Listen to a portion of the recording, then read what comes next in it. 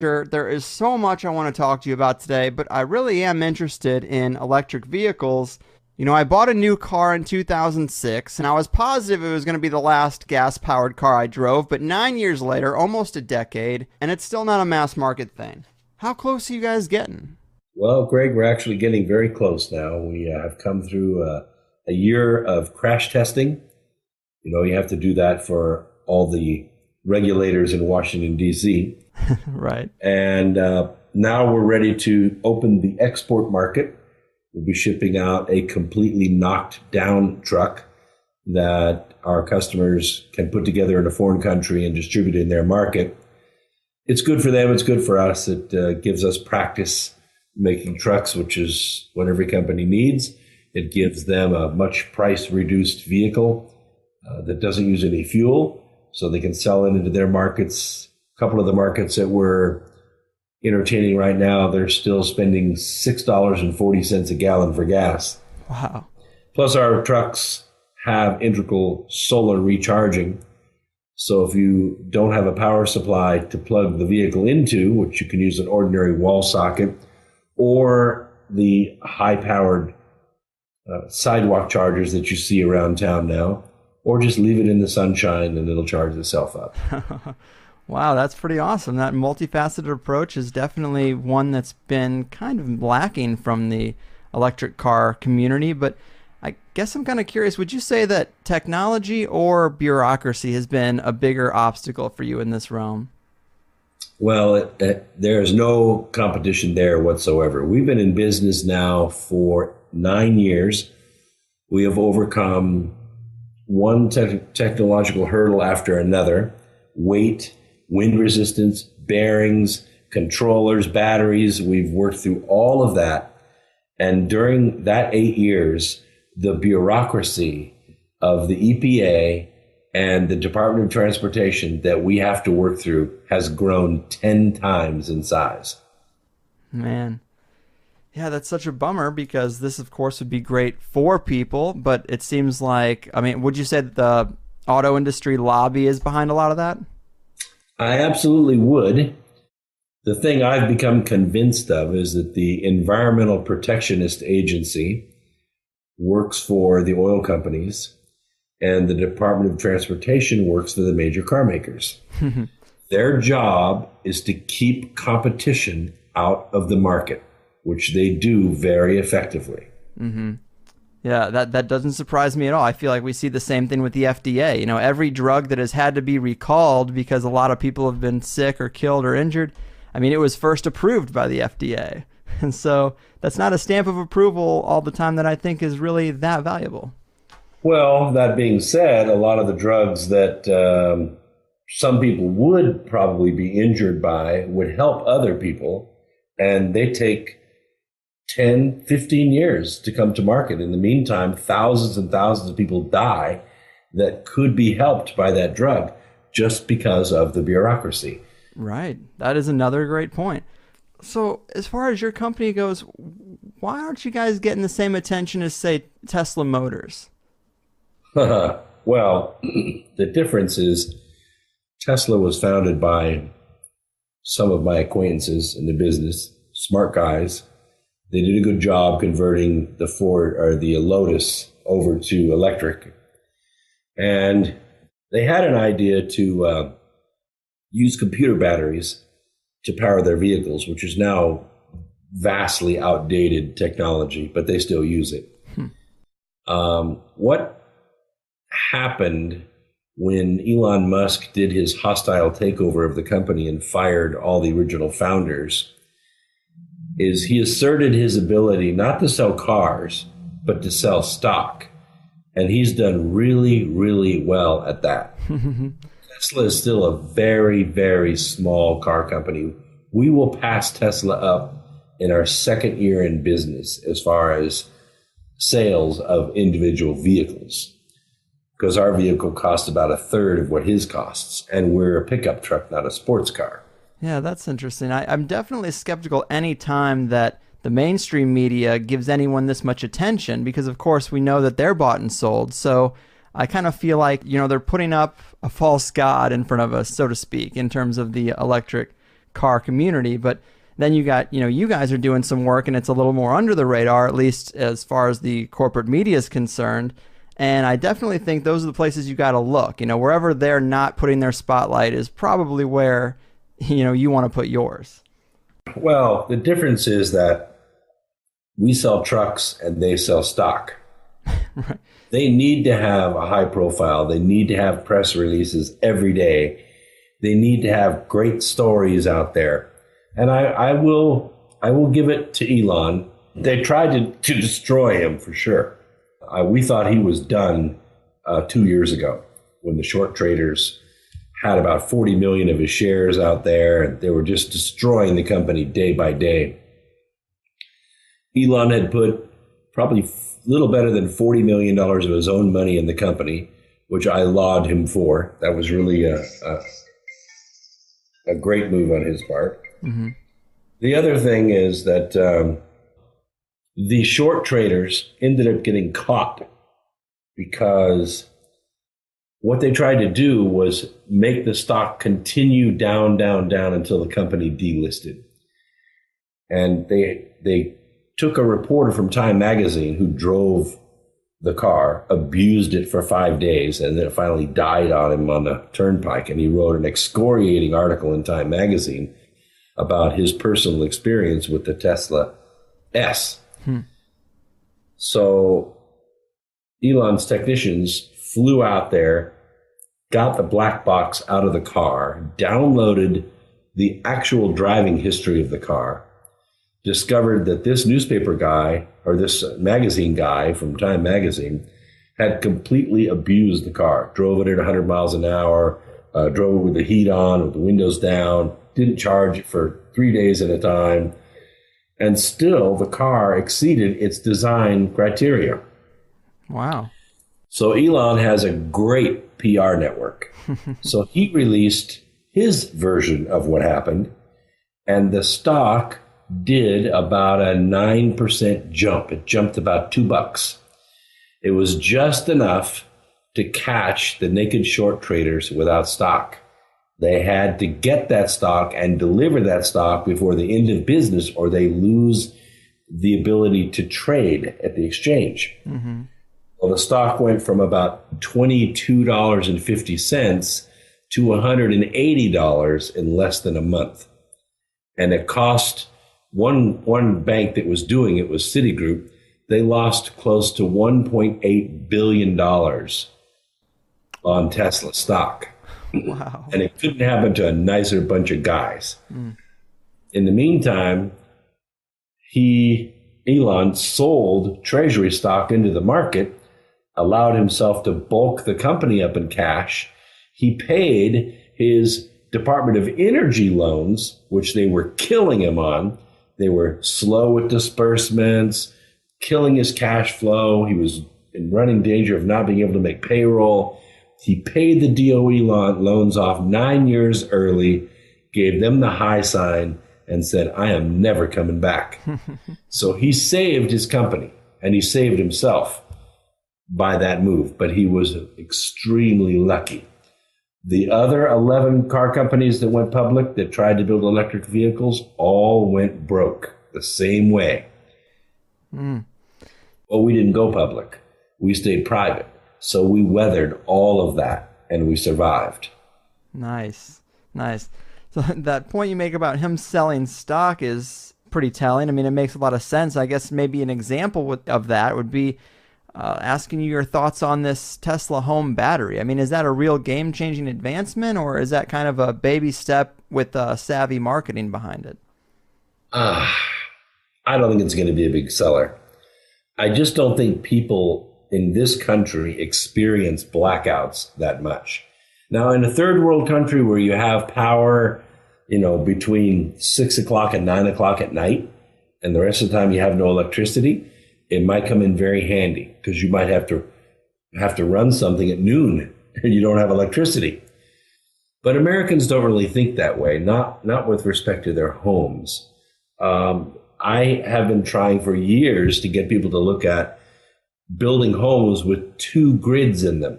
One that you connect to the meter, and you pay the power company and you get your home permit and all that by having that. And a second grid, which is low voltage, which runs LED lighting and, a certain number of plugs in the house so that you can run different things like a vacuum cleaner or a stereo or a TV or something like that. And that way you could lower your burden on your meter.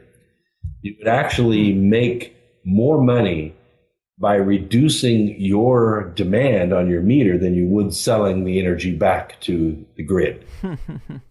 Smart, man. That sounds like a wise idea. Because you're paying 11 cents a mil for the electricity at your meter, and they're paying you 6 cents a mil for what you bank with them.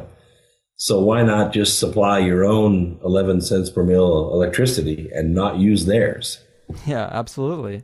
Another thing I've been hearing about in the energy world, is plasma engines. And I think maybe this is more for space, but as I understand it, they can get power and thrust out of just electricity without any fuel. Is that right? Yeah, that's true. Now, it's not very much thrust. The Canna motor, which was really a phenomenal application using microwaves to create particles, which are then accelerated out the back end with no intake port. That is to say, there's no fuel on board. It's just electricity. They made 50 micronewtons of thrust, which it should not have made. I mean, it's just theoretically, it can't work, but it did. Now, 50 micronewtons is not much, thrust, but you're only talking a disc maybe 18 inches across. If you do the calculations and get that to, say, 30 feet across, and you put it into space where you don't have the interference of air in this plasma generation, then you could probably generate several hundred pounds of thrust. Not a whole lot, but 180 pounds of thrust over, say, 3 30-foot diameter plasma motors would continuously accelerate that craft. As long as you had light hitting those panels, that craft would be accelerating. And given a couple months, you could probably get up to a quarter or maybe even a third light speed, which is significant. Yeah. Wow, man, that's pretty fascinating. And, I've had a lot of guests who have kind of made me feel as if there's a secret physics involving electricity, or often maybe even high-speed rotation. And it seems like there's something there, a little pocket of physics that the establishment purposely wants to cover up. And, I mean, it's all over my head, but this is kind of what some of the guests have made me feel like. Do you have any thoughts on that? Does that seem to be true to you? It is, and it's not really necessary. If you take the time to travel around and visit the facilities, like go to the Laser Interferometer Gravitational Wave Observatories. There are 2 of them in this country. There's one in Louisiana in Livingston, and there's one in Hanford, Washington. I've been to both facilities. These are the world's biggest Michelson-Morley interferometers. What they do is they're attempting to measure changes in the fabric of space-time. It hasn't really been successful yet, although they've been online for probably 15, 18 years now. They're not online all the time because it takes a lot to get them online. You have to evacuate tunnels that are 4 kilometers long. That's a lot of space to evacuate the air out of it. Then you shoot a laser down each one of these like a giant framing square. They bounce off of sapphire-coated mirrors back and forth until this laser beam is like 20,000 miles long. Then they change the phase of one of those legs 90 degrees and overlay the 2 laser beams so they cancel each other out. Now, if you have really good control over your frequency of your laser, and you have a really flat mirror, and all conditions are perfect, you get a black spot. If there's any vibration, it won't work. So they hang these mirrors from 2,000-pound weights, which are suspended by like piano wire. So Earth's vibration, a truck driving by or waves crashing on the beach or something, cannot affect that mirror because of the inertia in that weight that's hanging from that piano wire. So what this gives us is a perfect view of space-time 20,000 miles long down each one of these legs of the interferometer. If space-time curves, which theoretically should happen if a gravitational wave comes through, like from coalescing neutron stars or a rotating black hole or something like that, then the fabric of space-time is going to ripple. And when it ripples, the length of that laser beam going along that fabric is going to change. That's what they're trying to measure. Now, in building this thing, they got to measure all kinds of things that they didn't expect to see. One of those things that they did not expect to see, that Dr. Fred Robb, who's the engineer, PhD engineer that runs the facility in Hanford, Washington, told me. One of the things they're seeing is particles like photons popping into our dimension from another dimension. And that's a quote. So we already know that information in the form of photons and protons and electrons is moving in between our dimension and another dimension, or let's call it our universe and another universe. Right. So being able to harness that and make it work in our dimension is the challenge. And a lot of people have tried it. Only the Cana motor has been successful in doing it, as far as I know. Wow. Man, that's a pretty good explanation. I mean, that makes sense to even me, which is saying something. Well, there was a researcher whose name was Casimir. And he said that if you make two metal plates extremely flat, like flat within millionths of an inch, and you put those plates close enough together, they're not quite touching, and then put them in a vacuum, just the presence of the plates will induce particles to come into that space between those plates, and it will create some energy flow. It'll be small, 1 electron volt or a fraction of an electron volt. Mm-hmm. And it's repeatable, and people are doing it. Is it useful? Not really. It's 0 point energy. You'd have to have an antenna, the size of New Mexico to power a car. Mm-hmm. So it's not really practical. But the Cana motor takes the inertia of the craft and overcomes it by shoving protons out the back of this motor that it induces into our dimension using microwaves. Jesus, man. There's just so much happening on the scientific and technological edge right now. It's kind of hard to keep it all straight. Before we switch gears a little bit, is there anything else in the energy area that really has you excited right now? Well, I will say that in the area of energy storage, of course, we build electric vehicles, so we rely a lot on batteries. Yeah. Batteries and capacitors have been played with, by everybody that's got a garage or has the money to buy a bunch of batteries and capacitors. Mm-hmm. The issue is that capacitors accept electricity, recharge, totally differently than batteries do. As you recharge a capacitor, it changes voltage until you finally got all the electrons stacked on the dielectric that'll go there, and then you create a path for them to escape one side to the other. Mm-hmm. That's how capacitors work. And as soon as they do, of course, the voltage drops off. Batteries will maintain a constant voltage for a long time until it begins to run low on electrons with enough current flow. Then the voltage will drop off. So that's what we want in a vehicle. We want to maintain constant voltage for 100 miles, and then we want it to drop off. Mm-hmm. But we also want to recharge quickly and infinitely, like capacitors. Yeah.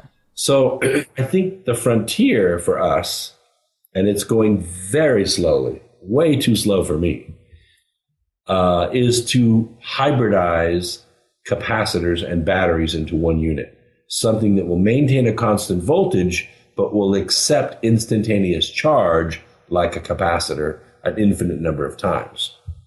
Totally, man. Best of both worlds. So, is there anyone out there who's really doing that right now?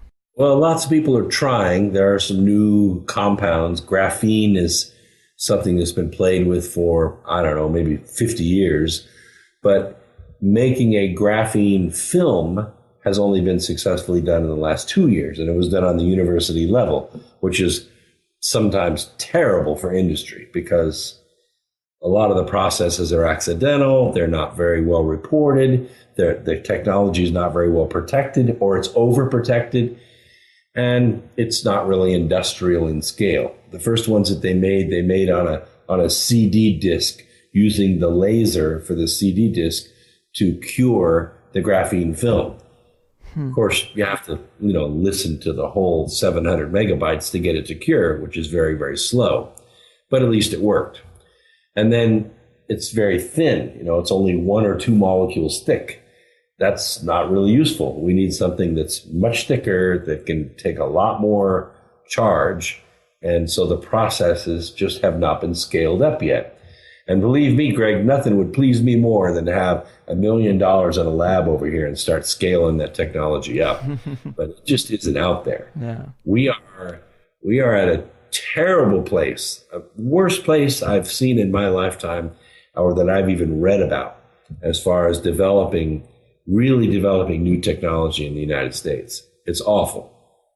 Really? That surprises me a little bit because tech seems to be moving pretty crazy in today's world, but I guess the conspiracy guy in me would say that makes sense, and that because the establishment has such a vested interest in keeping the monopolies the way they are, they do everything they can. Bureaucracy, red tape, passing lobbyist-sponsored interference, economic interference as well, all to get the genie back in the bottle and slow down progress. Do you think that might be why these are really tough times for tech? Well, that may in fact be the reason. What we see is, according to the president of Gallup, who does a lot of very well-respected polling in a lot of different areas, the United States is at the lowest level of business startups that we've been in 40 years. Now, that's just not because we have a shortage of entrepreneurs or because we don't have smart people that want to do stuff. It's simply because all of the capital has been borrowed out of the market by the federal government. There's no money left. We are at a complete liquidity vacuum in the United States. It is harder today for a company to write a check for, say, $5 million than it's ever been, even since the Civil War, harder. Wow. There are fewer individual investors that can write a check for $5 million today than you can imagine. I'd say less than 500 nationwide. They're rich, they have money, but they can't write a check.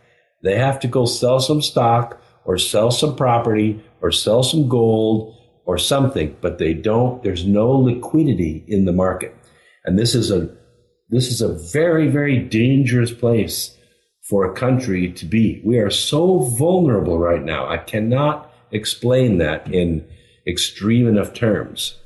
Yeah, that's really sad because the internet, the way it is, of course, it frees up so many possibilities for new businesses. But I guess, of course, the economy is manipulated as well. How do you see that progressing? That's a really good question. I think on a small scale, companies that need $10,000 or $30,000, there are lots of alternatives for them. There's crowdfunding, there's, friends and family, there's things that you can do. But for a company that needs, 5 million or 10 million or 100 million to get started and launch, put something serious into production, that kind of money doesn't exist in the United States anymore. We ourselves had to go to one of the Balkan states, one of the new states from 1991, in order to find the money to launch our company. And it was there in large amounts, and we accessed it, and that's how we got started. And, we have a lot of competition. Well, we had a lot of competition about 5 years ago. Now we're so far ahead of them, they've just given up. And it's simply because we were able to access funds outside the country. Now we're getting ready to go to the next level. We're still not going public, but we're getting ready to go to the next level by accessing some institutional investors, and that makes it a lot more successful for us. We can reach higher and we can run faster. But it took 8 years to get here. Most companies don't have the legs to go 8 years. Yeah. Man, that is troubling for sure. And these are uncertain economic times, but let's switch gears a little bit. I mean, now that we're properly lubed up, let's get into the Hollow Earth a bit. I mean, I know you're familiar with the lore and the legends and the ancient descriptions, and that's all really interesting. But what was it that got you to take it seriously? Oh, I like the science. The thing that interests me about it is we have a lot of information from people who really shouldn't have any business having that information or generating that information. Like you say, there's a lot of stories, there's a lot of lore, there's a religious foundations from South America, from Egypt, from Asia, from Russia.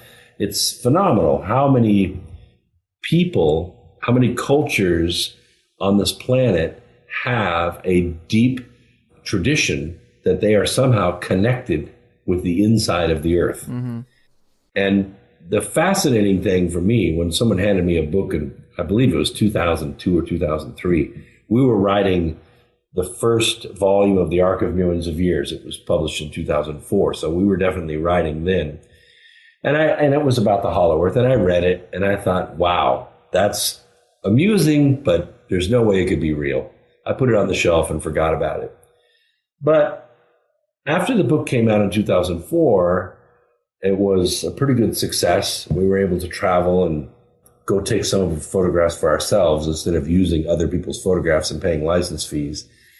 And we got out in some places and discovered that there were 3 areas where we were steadily getting hard data. One of those was geology, geophysics. We were getting seismological data from the USGS almost on an hourly basis around the world. And some of this was pretty significant. The earthquakes were sizable.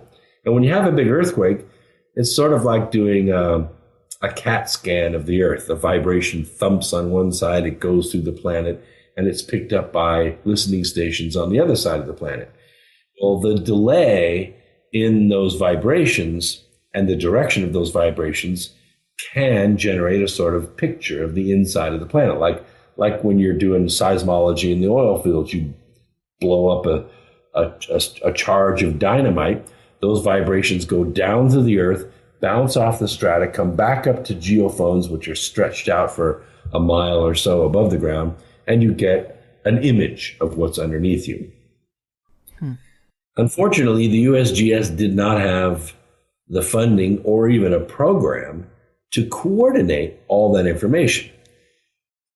But eventually, when Washington University, under Dr. Y. Sessions, got a grant put together, the grad students got their hands on 600,000 of these seismograms from the USGS. They analyzed them, and they created a real picture of what the inside of the planet looked like. And what they discovered, and they published, is that there was another ocean on the inside of the crust as large as the Atlantic Ocean. And I said to myself, hold on a minute. I thought we lived on a molten ball in space. Right.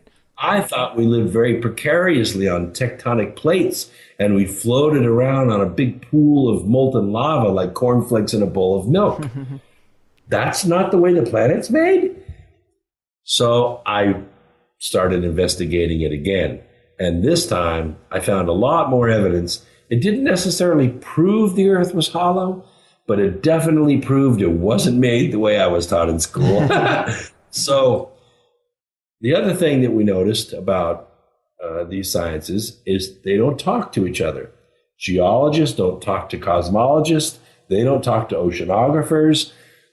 Well, I started stitching the pieces together from one science to the other. Once we jumped out into the cosmology and we started looking at imagery of Earth from space, we started to learn much more about the auroras over both poles and how they act and what causes them when they show up.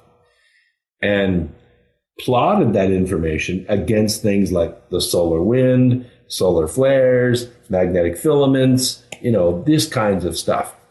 And we found that we did not have a very good fit. In mathematics, we call this the R squared. It means how well does the data fit a line that's drawn through it? Is there a lot of error, or is it like 99.99% right on the line? Mm-hmm. It was terrible. It was useless data that was sometimes manipulated. That is to say, outliers were dropped purposefully out of the data to create a better fit. Once you put all the data back in, there's no fit at all. So if that's not what is causing the auroras, there has to be another cause. Yeah. There has to be something that lines up with this flow of high energy particles that strike our atmosphere and cause them to luminesce. And it turns out it's the electrojet from inside the planet. Wow. In order for that to be, it would mean that there would have to be significant thinning of the metal crust at the poles. This is something that's in the lore, it's in the religions, it's in the history, but it's not in the science. Right. And that's why we went looking for information, satellite imagery, maybe some measurements taken off the ocean floor. Greg, there was nothing. Nothing. No photos, no measurements. These areas had never been sailed before by sea. In Antarctica, they're covered with ice, thousands and thousands and thousands of feet thick. In the Arctic, it is so rough and so dangerous, no one has ever done it by sea. Damn. So that's why we decided we're going to go up there and we're going to get some samples off the sea floor. Now it's 4,400 meters deep. That's pretty deep ocean, about 14,000 feet. It's hard to take a cable 14,000 feet long on a boat and pay it out, take a sample, and then reel it back in, especially with ice all around. Yeah. It's just a very, very difficult project to do. And we tried to raise the money. It took about $3 million to get the icebreaker just to get there and back. But then get Washington University, Stanford, Harvard, MIT.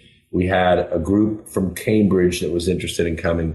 We put together 100 of the world's best multidisciplinary scientific team to go up there and take these measurements. And we could not raise the money. Of course, we started in 2007, and in 2008, we had the crappiest economy that you can imagine. True. And it just never recovered.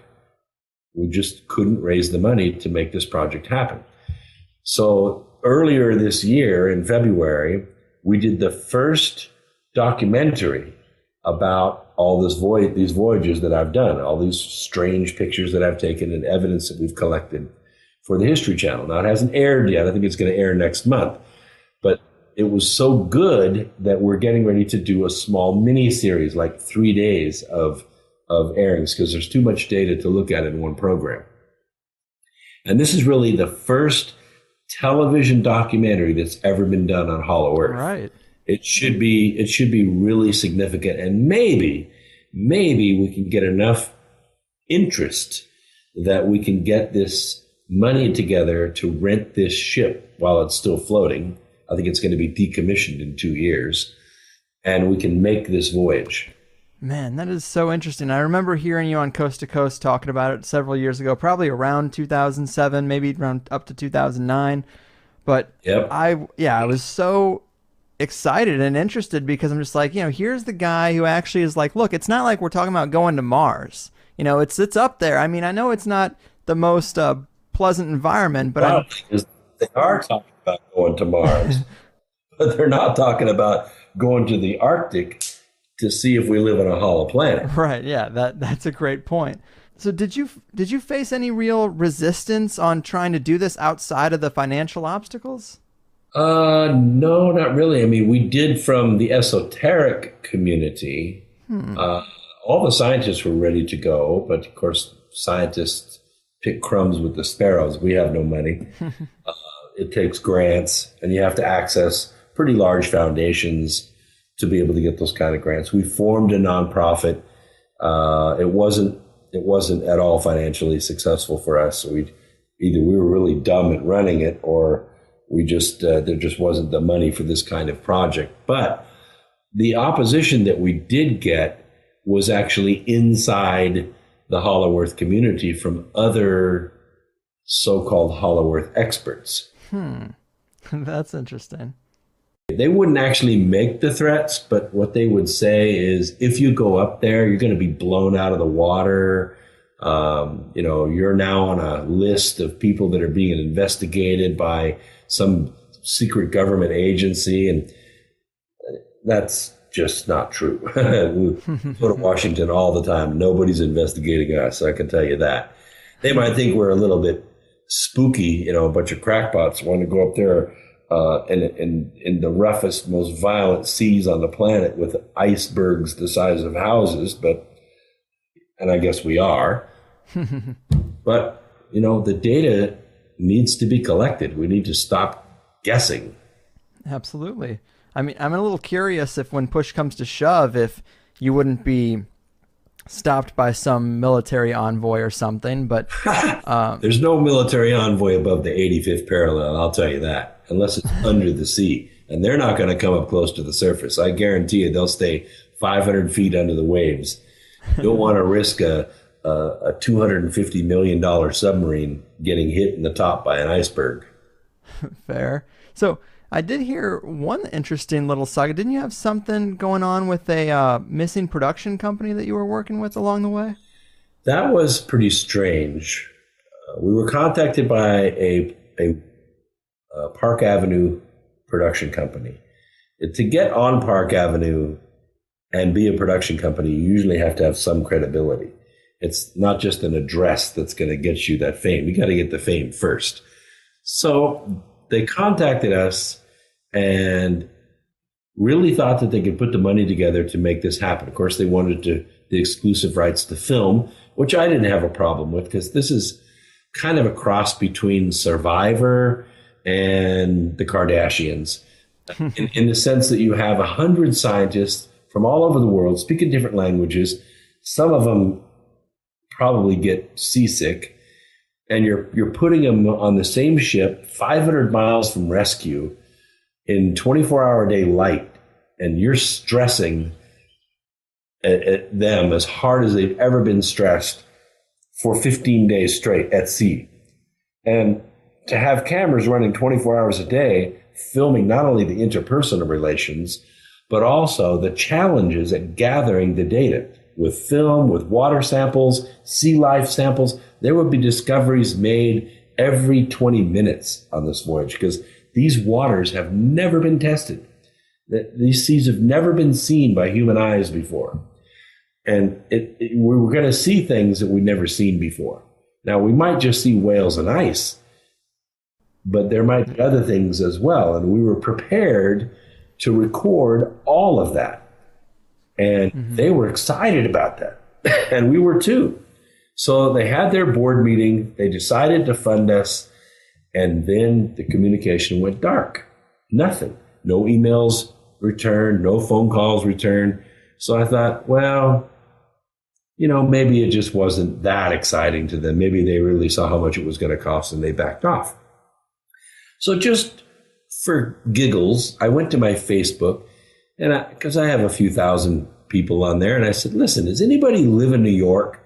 Can you go by this address at Park Avenue and see if there really is a company there, or was I just hoodwinked?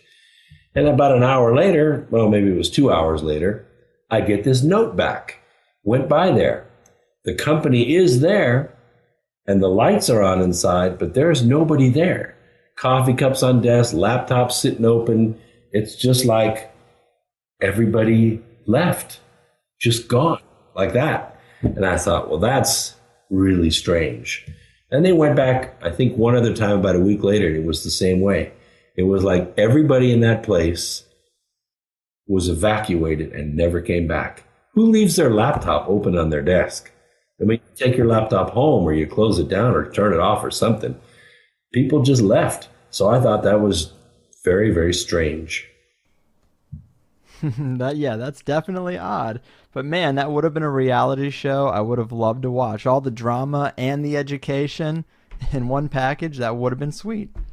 Now, like we said, you've been at this thing for almost a decade, and times have changed since then. Kickstarter and GoFundMe, they weren't really around, and of course, it's tough to raise $3 million. But how about we try to get just enough to go up and do a preliminary flyover, just so we can get a film of the entrance if it's there, or even a drone flight over, perhaps?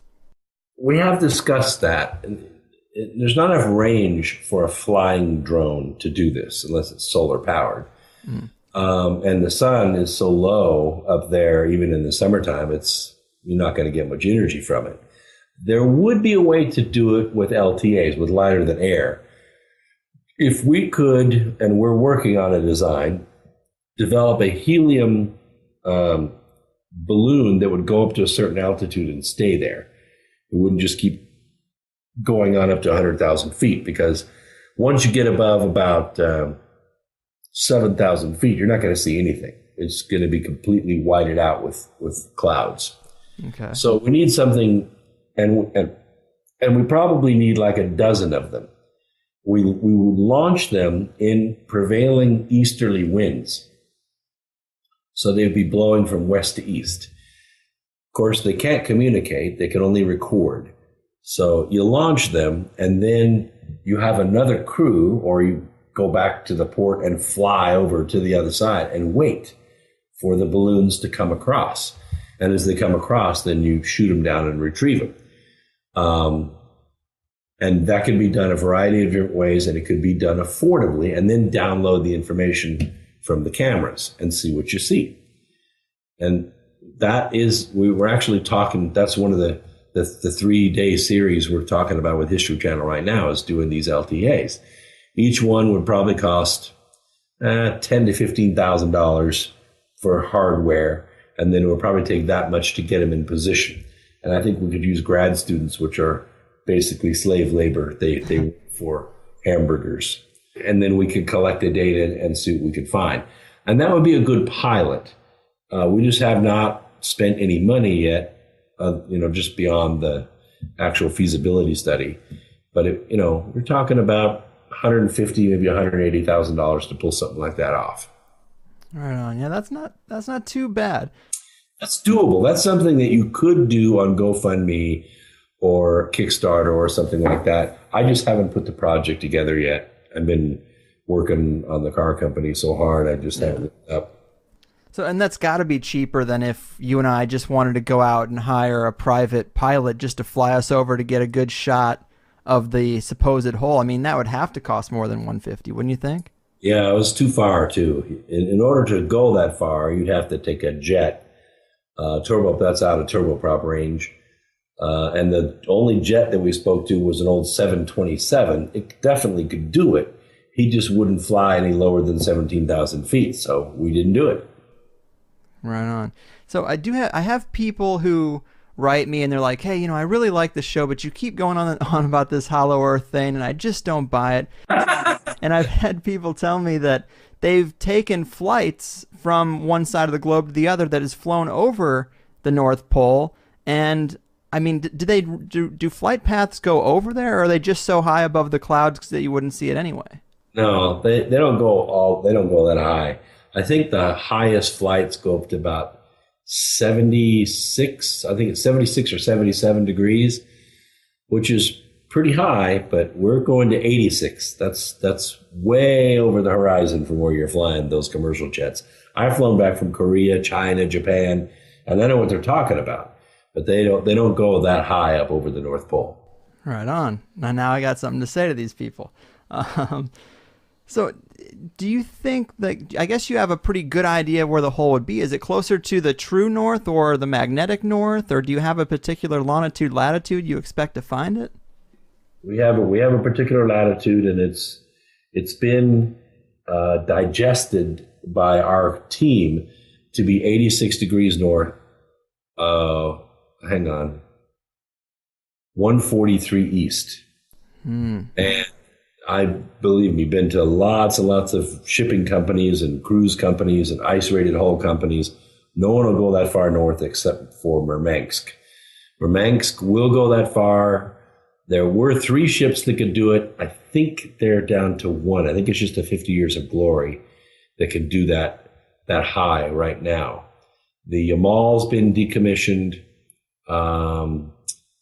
The Captain Kalibnikov, that one's been decommissioned. So only the 50 Years of Glory is left. Wow. But it's a big ship. It's 450 feet long, 73,000 tons. It's a big ship, and it can definitely do it. And I don't think it would get stuck in the Arctic. It has almost got stuck in the Antarctic a couple times, but not the Arctic. Man, so I think people really do forget just how hard it is to get up there, even in 2015 with all the things we have, because people have said things to me like, why can't we take a picture from space? Why doesn't a satellite get a picture? Why don't they see it from the International Space Station? What about Google Earth? Google Earth is animated. Everything above 60 parallels animated. They don't actually get real imagery. In 2006, the Data Denial Act was a joint resolution that was passed by EUMETSAT and NOAA. They do not publish any real-time data above the 70th parallel. Really? Cannot do it, because that data could actually be used to feed into the imagery systems of cruise missiles. It could be used by enemies to use as navigation. So they do not release that information. That's why you don't see any photographs on the web. You can search to your heart's content. You're not going to find any. Wow. Now, I guess true as that might be, it is also very convenient if there are people who don't want us to know about that. That's true. And, there's always the kind of woo-woo side to this. And that is when you incorporate the UFO side. And I would say, people say, well, do you believe in UFOs? I would respond by saying, you're not one of the ones that believe we're the only beings in the whole universe, are you? Right. So if there are advanced beings here, whether they're ultra-terrestrials or whether they are extraterrestrials, I think that there's enough witness data out there to back up the idea that, okay, there are at least a few dozen ships flying around.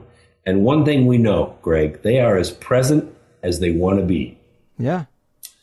If they want to be more present, I doubt there's anything that could stop them from being more present. But be that as it may, they're not up in the air all the time. They're parked somewhere. Right. They got a base somewhere. Because you gotta empty the porta potty sometime. Of course. I'm right there with you. If you were gonna hide a civilization from another civilization, you would hide in a place that they don't go. And we know very little about our sea floor. We know our shipping lane's okay, but as far as the Arctic, it's a complete frontier. If there were ships underneath the sea, on the sea floor in the Arctic, or floating under the ice, we'd never know about it. Right. So if we put this ship in that place with that much exploratory consciousness, that far away from civilization, if they want to, they could show themselves to us and we would catch it on film. And that would change everything. Right. Yeah, man. I think that's a really intriguing area, and I grew up being interested in aliens and UFOs, and it wasn't until way late in the game that I started hearing people talking about, well, maybe they're not aliens at all. Maybe they're from a previous civilization that survived a previous cataclysm. They could have always been Earth-based, possibly. And it's kind of interesting, because then I would think, well, why would you give the surface to humans? Why would you let us enjoy this beautiful surface? And it's like, well, it is a pretty harsh environment. We do have to make shelters just to kind of deal with it. And you could just use the Earth as a natural shelter and just know that cataclysms happen and it's best just to stay down there. Well, you make a really good observation. A lot of people don't know this, but humans spend less than 15% of their time outside. Yeah, not a lot. Also, if you look at Earth and you compare it to, well, any other planet that we can see within 20,000 light years, this is the only one that you could really live on the surface. Mm-hmm. The others are kind of inhospitable. They're boiling or they're freezing or they have toxic gases or no atmosphere at all, like our moon. Mm-hmm. Or Mars, a very thin and cold one. It would make perfect sense that any civilization living on those planets would simply live inside the planet and go out only when necessary. Yeah, I'm with you. I love that idea. I find it really compelling because I guess growing up and having the mainstream idea of aliens in my head, they just seem so far away.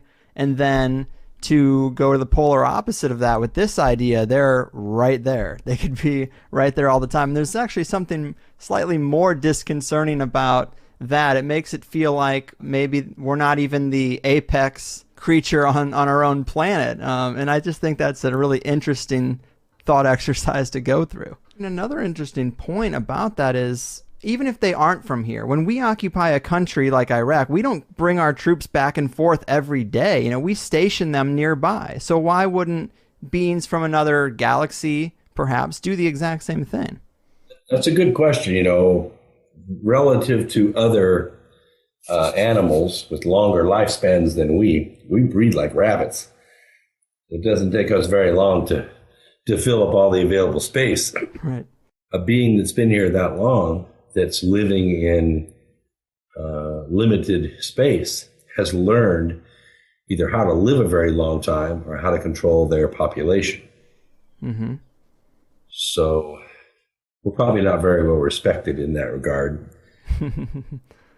I also think it's kind of interesting when you look at the general ufology community. Two of the big memes that happen is it seems like these UFOs are disabling nuclear facilities, which is interesting. Why would they be that concerned unless they also inhabited this space, perhaps inside the Earth?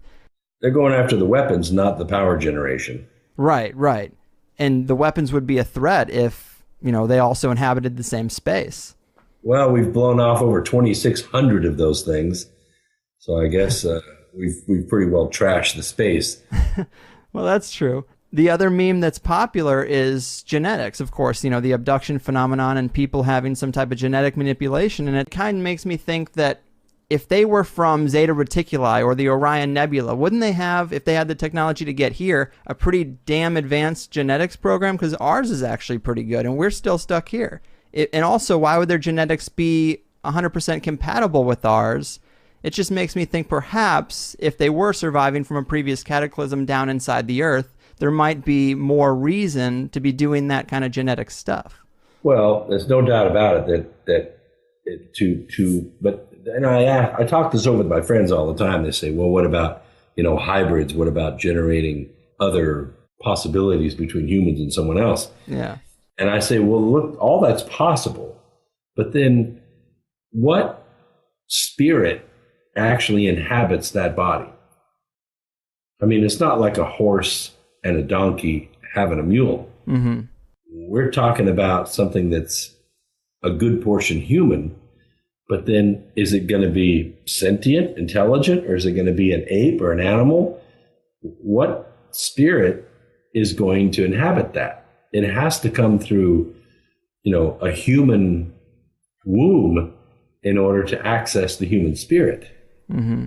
If it comes through an alien womb, who's going to be born in it? And what good would it do them to be in a body like ours? Yeah.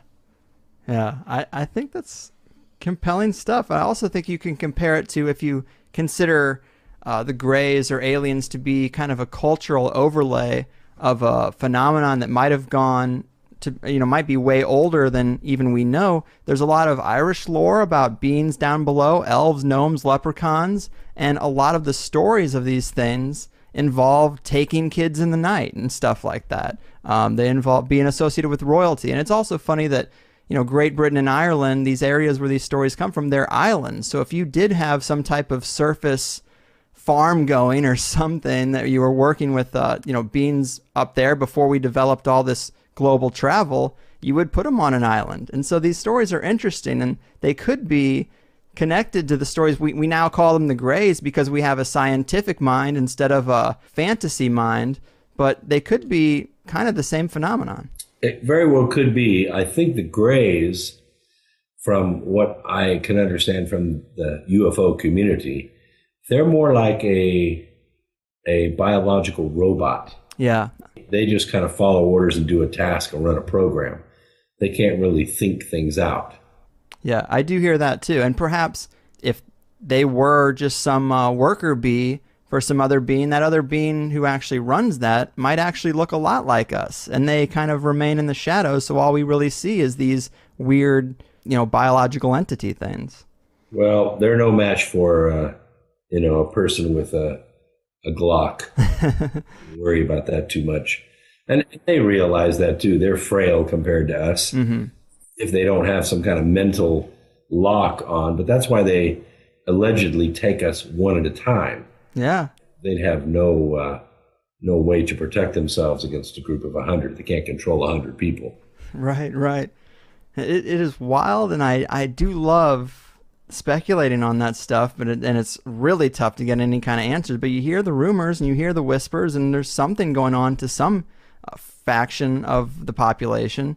But in terms of the hollow earth, it's like a hollow cavity inside. That makes a lot of sense to me. I mean, I even think about what physics shows you. We're told we're in a spiraling galaxy with a black hole in the center. When you look at a tornado or a hurricane, they create a void in the center. So it seems like, nature shows me that when things are spinning very fast, like a planet does, and also you could look at geodes, the only round rocks we know, you break them open and there's sometimes a hollow cavity.